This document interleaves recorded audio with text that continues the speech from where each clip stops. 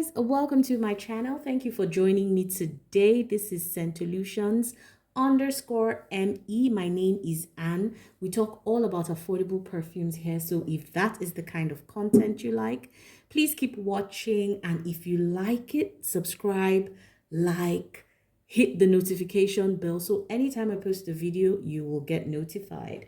Today we're talking about this perfume, and this is Ser al Khulood from Lattafa.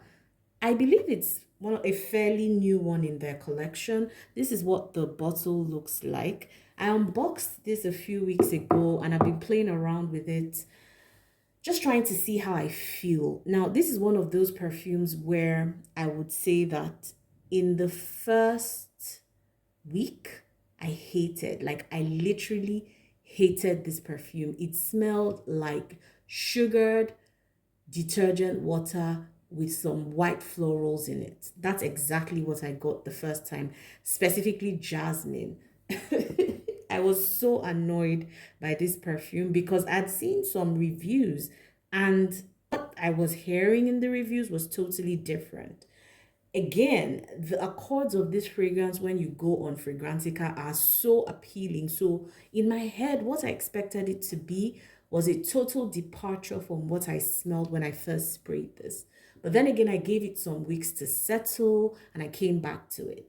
And I feel like it's sort of going in a different direction to what I smelled the first time, which is a good thing, right? So let's get into it. So the main accords of this fragrance are sweet, fruity, white floral, vanilla, tuberose, amber, powdery, animalic, and musky. The notes in here at the top, you have big strawberry and sugar. And I find that big strawberry very funny. Like, what's big strawberry?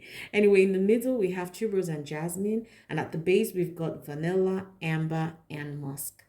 Now, what do I smell? When I first spray this, you definitely get some sweetness. So it starts off with sweetness, even though to me, the source of the sweetness is not really discernible. Like, I don't know what to attribute the sweetness to. Yes, in the notes I can see strawberry and sugar, so maybe that's where your brain will go. But if I weren't reading notes, I really wouldn't know where the sweetness was coming from. But anyway, it's sweet, really, really sweet, but not, I would say it's sweet, but not sickeningly sweet in the opening. So it starts off that way. When it starts to dry down though, you start to get the white florals. I feel like even from the opening, even as you smell the sweetness, you know that there's going to be jasmine in here somewhere because the jasmine does not hide. It's not shy. It's really in your face from that opening. So you get that sweetness, you get the jasmine, and then of course, as it starts to dry down, the sweetness becomes a bit more mellow and softer, and the jasmine kind of comes to the fore. I really don't smell the tuberose in here. I don't know if anyone else does, but I feel like the jasmine is more dominant in this. As it gets to the final dry down, of course, it becomes a floral, ambery type of scent, but all through the duration of this perfume, I get an incensey note. And I get that note in a lot of Middle Eastern fragrances, even though there's no incense written in the notes formally, but it's just a slight hint.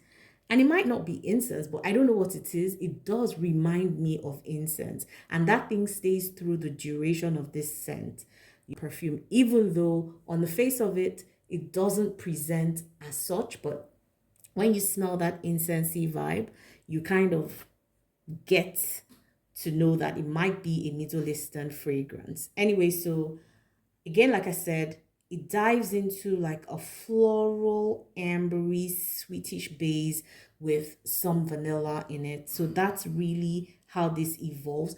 Sillage, I would say, is moderate. So within your scent bubble, you can be smelled. People will smell it on you. As this kind of dries, I would say it becomes a skin scent, but I get at least 2.5, 3 hours of being able to smell it. It's got some soapiness to it, so you need to be mindful of that if you don't like a soapy fragrance. Yeah, so it gives me 2.5, 3 hours on my skin. It gives me about 8 hours on my clothes. This is one I will not overspray because I feel like it would choke you or it can get cloying. So I would wear this more when the weather is slightly cooler because on a hot day, this might be cloying. Yes, it might get too cloying. On a cooler day, you're better able to kind of appreciate it. That's what I would say about Ser al Khulood. This leans definitely more feminine, but I feel like there's a soapiness to it that sort of lends itself to a kind of unisex vibe. So anyone can really pull this off, to be honest. I feel like a guy can pull this off, but it's slightly more feminine leaning, in my opinion.